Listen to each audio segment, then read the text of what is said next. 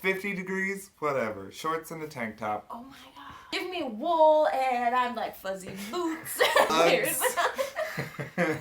Some yoga pants. So true. Why we wear the long fetish outfits because we got like fleece, like fleece yoga pants on underneath. This is smart. I see how fashion works in that world. Right? We can top in like fuzzy socks. Right. It's okay. It's very domly. Shit. I don't think I've sold you on my fuzzy socks yet. No. I mean, if a leather daddy walked in with fuzzy socks, I'd be like, Yeah, they're putting them on your face though. They're gonna be, so can you imagine, like, you know, like stomping on you in their fuzzy socks? It'd be warming and pleasurable. See, and the like the fuzzy feeling, and then right? Okay, so I sold you on the fuzzy socks. Like an imprint on the bottom of them, so when they stomp on you, you're. Stop telling me that I need to make these.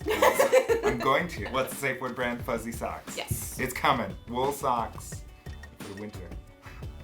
Merry Christmas. You ready for this? High energy. Hello. You know, that's good enough. And welcome back to What's the Safeword? I'm Bolt. And I'm Pixie Fyre. this series, actually, of episodes is for Christmas. We're gonna do the 12 Gays of Christmas, where we're interviewing cool members of the LGBT plus community for our, Christmas gift to you, the audience. Yeah. Where's my bow? Oh. Shit, cool people. Cool people, cool things. You're Miss Pixie Fyre. A wonderful femdom from Portland. I'm an anomaly, thanks. You're a good anomaly. We like this. How did you get your start in BDSM? I was a dirty, naughty kid.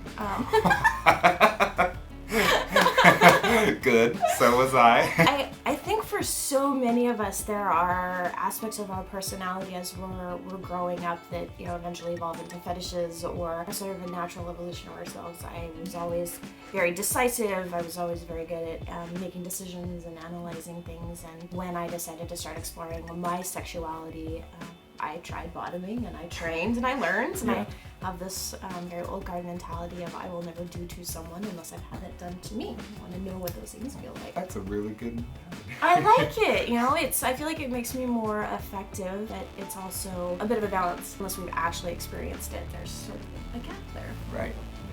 To fill the gap. Yes, I do like filling gaps. I lived in the Orlando community and coming out publicly, not just privately. We'd always like to do the dirty, naughty things in bed and behind closed doors. And to the point where we open those doors and blow them wide open and, here I am and this is all the shit that I'm into.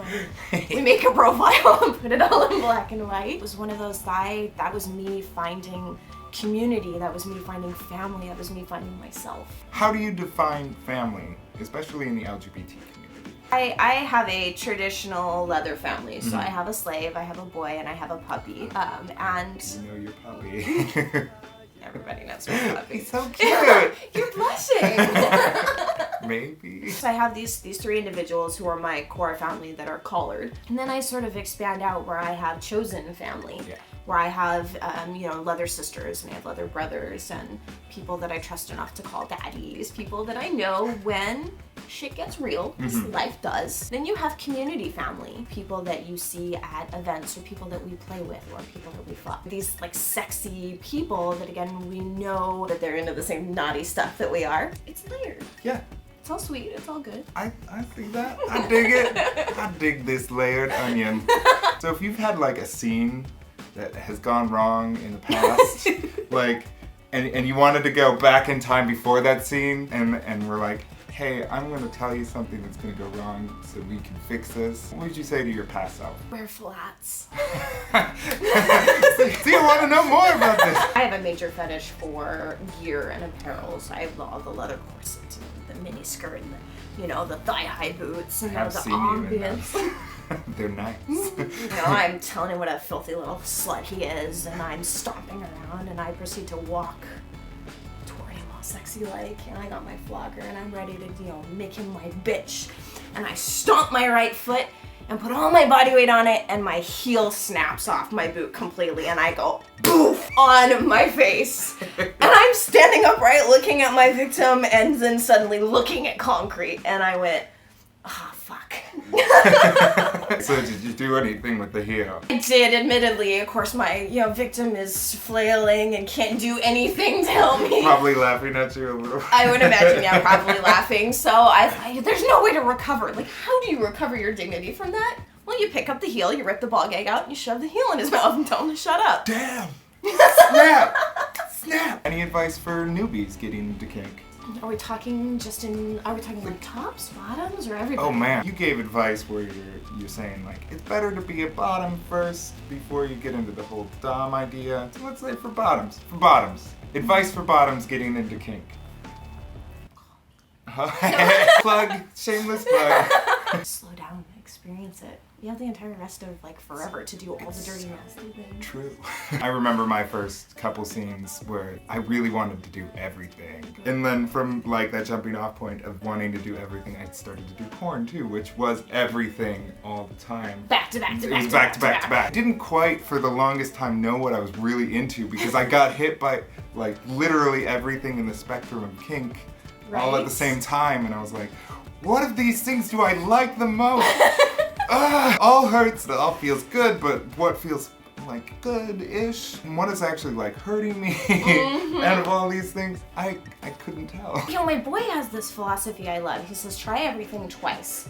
Once to get over the shock of the fact that, oh my god, I'm like really doing this thing, and then coming back to it and revisiting it later to figure out whether or not you actually like it. Big question, cats or dogs? Oh, that's easy. Okay. Puppies. Yes! What has the LGBT community gifted you? Acceptance and love, and for me, this community, we have drama, we have fighting, we have change, we have fear, we have a heritage of driving change, and especially given political climate and sort of where things are at, this community inspires me and it challenges me. It challenges me to step up, and I take so much pride in trying to create safe space for my community and recognizing previous generations have lacked that, and that we are so privileged now to have these spaces, to have the opportunity to be able to come out. I get to work. I get to create space for that, and I get to hold space for people, and that is a marked part of history. And that to me is just the greatest gift, and I have been so humbled to have that. Last question, most important question. What's your safe word? What's my safe word? Red. Yes. Right? Yes. Which is ironically my favorite color. Which is ironically my favorite flag. Remember to like this video if you really liked our interviews. We're gonna keep doing it for the 12 Gays of Christmas. Oh yeah, that was, just rolls off the tongue. What off of your tongue? In the comments below, tell us what your favorite fuzzy sock is. What color? What color? What What color? color fuzzy sock? Don't forget to subscribe to What's the Safe Word. We'll see you next time. Bye! What about you? Dogs or cats? Dogs. Duh.